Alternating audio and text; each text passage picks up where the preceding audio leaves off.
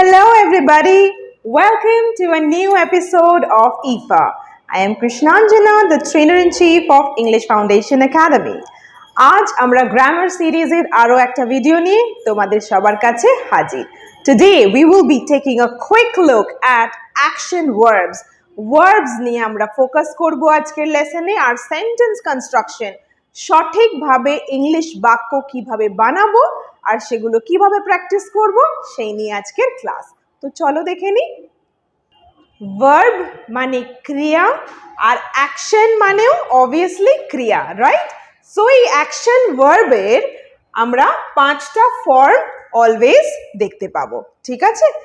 First যে ফর্মটা সেটাকে বলা হয় বেস ফর্ম, সেকেন্ড ফর্মটা হলো past form, third one is past participle, তারপরেরটা ফোর্থ ফর্মটা হলো present participle, and the last one number 5 এটাকে বলা হয় present third person singular number, মানে আই বাদে যে কোনো সিঙ্গুলার, যেমন ধরো হি বা শি, আনিতা, সুজি, my brother, one brother, right? So এইরকম সিঙ্গুলারের ক্ষেত্রে আমরা এই ফর্ম অফ অ্যাকশনটা ইউজ করে থাকবো, ওকে? So let's see what's the first word. The first word is buy. Buy মানে কেনা, কোনো কিছু কেনা মানে obviously buy. সেটার past form হচ্ছে bought, past participle হচ্ছে আবারও bought, আর এই fourth formটা হলো buying and the last one excuse me, sorry, the last one is buys, alright? এখানে second wordটাও বলে দিই, that is bring, and then you have brought, bringing, brings. অনেক সময় অনেকে কনফিউজড হয়ে গিয়ে bought আর broughtটা গুলিয়ে ফেলো, ওকে? ইনফ্যাক্ট অনেক অ্যাডভান্স লেভেল স্পিকারসদের ক্ষেত্রেও বাই আর ব্রিংটা তো ঠিক থাকে, কিন্তু ব্রট আর বট এখানে কিন্তু ম্যাসিভ কনফিউশন হয়ে যায়। So be very careful. যদি কেনাকাটা হয়, আমরা কিছু দোকান থেকে পয়সা দিয়ে কিনছি, সেই ক্ষেত্রে আমরা আর দেব না পাস্ট ফর্মে, it is bought, past participle same থাকছে বট। কিন্তু যখন আমরা কিছু আনছি, বাড়ি থেকে আনছি কোনো জিনিস, অফিস থেকে নিয়ে আসছি, ওকে, কোনো জায়গা থেকে কিছু আনছি, সেই ক্ষেত্রে আরটা পাস্ট আর পাস্ট পার্টিসিপল ফর্মে হবে, মানে ব্রট এটা হবে। So let's quickly take a look at some sentence examples, okay? চলো বাই দিয়ে বানাই। Buy, let's buy a T shirt. Let's buy a T shirt মানে চলো একটা টি শার্ট কেনা যাক, ওকে? নেক্সট হচ্ছে বট। বাই দ্য ওয়ে, এই যে let's buy a T shirt, এইরকম ভাবেই লেটস দিয়ে আমরা বাকি যে ফর্ম অফ অ্যাকশনসগুলো রয়েছে সেগুলো দিয়েও কিন্তু তোমরা সেন্টেন্স বানাতে পারো। যেমন ধরো third one is cook, fourth one is make, next one is garnish. So the point is you can say let's buy a T shirt, চলো একটা টি শার্ট কেনা যাক। Let's bring some friends home, চলো কিছু বন্ধুদের বাড়িতে আনা যাক। And let's party, let's cook something special, কিছু স্পেশাল বানানো যাক। Let's make coffee, চলো কফি বানানো যাক। Garnish, let's garnish this dish with green chilies, কাঁচা লঙ্কা দিয়ে এই ডিশটা চলো সাজিয়ে ফেলা যাক। সো লেটস দিয়ে এইভাবে কিন্তু তোমরা base form of action use করে আরও অন্য অনেক রকম সেন্টেন্সেস কনস্ট্রাক্ট করতে পারো। For example, let's listen to music, চলো মিউজিক শোনা যাক। লেটস ওয়াচ আ মুভি, চলো মুভি দেখা যাক। লেটস লার্ন ইংলিশ, চলো ইংলিশ শেখা যাক। লেটস প্র্যাকটিস ইংলিশ, চলো ইংলিশ প্র্যাকটিস করা যাক। ক্লিয়ার? তাহলে লেটস দিয়ে তোমরা কিন্তু অনেক সেন্টেন্স প্র্যাকটিস করো, ওকে? চলো দেখে নিই এবারে কিছু সেন্টেন্স আমরা বানাবো, যেটা হলো বট মানে পাস্ট ফর্ম অফ অ্যাকশন দিয়ে। সো বট কিরকম সেন্টেন্স হবে? পাস্ট আর পাস্ট পার্টিসিপল যেহেতু সেম আছে, দুরকম দিয়ে আমরা বানিয়ে দেখি। Let's see. For example, mister Kapoor bought a new car. Mister Kapoor bought a new car মানে মিস্টার কাপুর একটা নতুন গাড়ি কিনেছিল। Next example, brought, we have brought the keys from home, আমরা বাড়ি থেকে চাবি এনেছি, ওকে? নেক্সট, সো বট দিয়ে দেখে নিলাম, ব্রট দিয়েও দেখে নিলাম। Let's try to make some sentences with ing now, alright? By the way, বাকি যে ওয়ার্ডস গুলো সেগুলো কিভাবে আমরা বানাবো? কুক মানে রান্না করা, মেক মানে কিছু তৈরি করা, গার্নিশ মানে কোনো খাবারকে সাজানো। ওকে, সো চলো এই যে পাস্ট ফর্মে যে লাইন্সগুলো আমরা বানাচ্ছি তোমরা আরও বানাতে পারো। For example, you can say my mom cooked biryani today.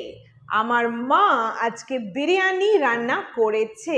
Alright, এবারে আমরা কিছু সেন্টেন্স বানাবো মেড দিয়ে, MADE। মেড মানেও কিন্তু কিছু তৈরি করা, বানানো, সেটা রান্নাও হতে পারে, গ্রিটিংস কার্ড হতে পারে, কোনো গিফট হতে পারে। সো মেক মানে তৈরি করা বা বানানো বা রান্না করা। অলরাইট, কিন্তু এবার অনেক সময় আমরা কনফিউজড হয়ে যাই যে কখন আমরা কুক বলবো, কখন আমরা মেক বলবো। সাধারণত যখন আমরা চা বা কফি বানাই, কেক বানাই, পায়েস বানাই, এই ধরনের ক্ষেত্রে কিন্তু কুকটা অ্যাভয়েড করো, মেকটা দিয়ে বানিও।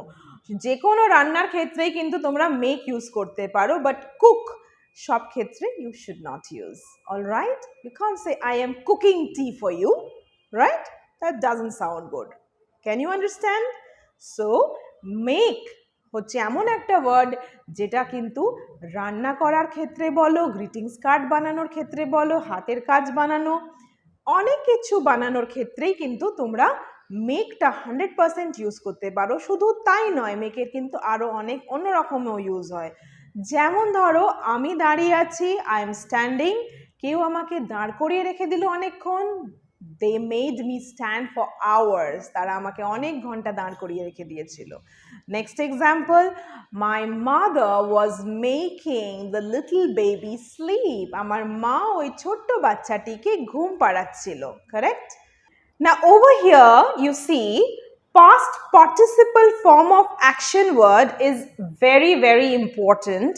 কথা বলার সময় ইংলিশে ম্যাক্সিমাম যে অ্যাকশন ওয়ার্ডটা ইউজ হয়ে থাকে mostly that is past participle form of action, because বিভিন্ন অক্সিলারি ভার্বের সাথে কিন্তু আমরা পাস্ট পার্টিসিপলকে কম্বিনেশন করতে পারি।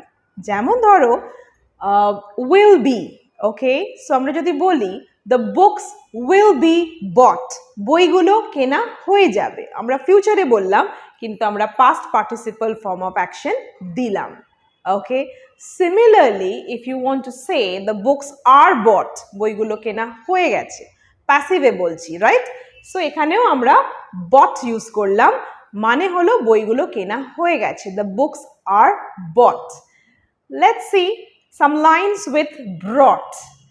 Okay, for example, if you say she has brought her uncle from New York, she tar uncle ke New York theke এনেছে। So here this is present perfect tense. She or he has brought his or her uncle from New York, মানে new York থেকে সে তার কাকাকে বা জেঠুকে নিয়ে এসেছে। এটা হয়ে গেল প্রেজেন্ট পারফেক্ট টেন্স এবং সেখানেও আমরা পাস্ট পার্টিসিপল ইউজ করলাম। আমরা কিন্তু তাহলে দেখছি যে অ্যামিজার হলে, ওয়াজওয়্যার হলে, উইল বি হলে, হ্যাভ হ্যাজ হ্যাড হলেও আমরা এই পাস্ট পার্টিসিপলগুলোকে ইউজ করতে পারি। So this is extremely important. Okay, moving on to buying and bringing. So you can say they were buying some toffees, তারা কিছু টফিস কিনছিল। আর bringing কি হবে? We were bringing some new definition in our group. আমরা আমাদের গ্রুপে কিছু নতুন definition নিয়ে আসছিলাম, নতুন মিনিং নিয়ে আসছিলাম, group of friends, you see. Okay, so next আমরা চলে যাব বাইজ আর ব্রিংসে। বাইজ আর ব্রিংসে আমরা কিরকম সেন্টেন্সেস বানাবো? You can say, by the way এখানে দেখো থার্ড পারসন সিঙ্গুলার নাম্বার, হ্যাঁ এটা তো তোমাদেরকে বলেই দিয়েছিলাম, হি বা শি, আই বাদে যে কোনো সিঙ্গুলার হলে you can definitely use this one, এই ওয়ার্ডসগুলো। For example, Rohit buys a mobile every year, Rohit একটা মোবাইল কেনে প্রতি বছর, which is too much, not necessary, একটু বাড়াবাড়ি হয়ে গেল। Next, let's check out the word brings. So you can say This beautiful song brings joy in my heart. This beautiful song, এই সুন্দর গানটা আমার মনে প্রাণে খুব আনন্দ নিয়ে আসে। আসে, করে, বলে এরকম মানে হলে এই ওয়ার্ডটা কিন্তু ইউজ করতে ভুলো না। ফর এক্সাম্পল, রোহিত ফোন কেনে, so you used buys. Rohit buys a new mobile every year. এই গানটা আমার মনে খুব আনন্দ এনে দেয়। So this beautiful song brings joy in my heart. সো বুঝতে পারছো কীরকম মানে হচ্ছে, because meaning is very very important. শুধু ওপর মুখস্থ করলে কিন্তু খুব একটা সুবিধা হবে না। যেটা খুব দরকার সেটা হচ্ছে মানেগুলো আমাদেরকে কিন্তু বুঝতে হবে। অলরাইট? সো আচ্ছা, by the way, this beautiful song, এটা যেহেতু সিঙ্গুলার, একটাই সুন্দর গানের কথা বলা হচ্ছে, সেই জন্য ব্রিংস হলো। ওকে, চলো।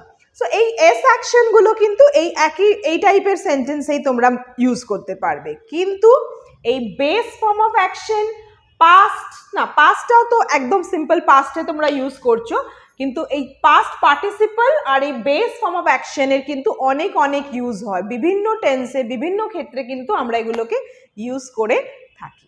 ওকে, বা অনেক লোক যখন কিছু রেগুলার বেসিসে করে, বানায়, then you can definitely use base form of action. Okay, for example, I buy, they buy, we buy. I bring, they bring, we bring, the boys bring, the girls bring. অনেকে হলে you can use this. Okay, মানে কি হবে? করে, বলে, শোনে। Yes, clear? So যেরকম let's দিয়ে সেন্টেন্স প্র্যাকটিস করবে, এইগুলো দিয়েও কিন্তু তোমরা সেন্টেন্স প্র্যাকটিস ডেফিনেটলি করো। গার্নিশ মানে কি?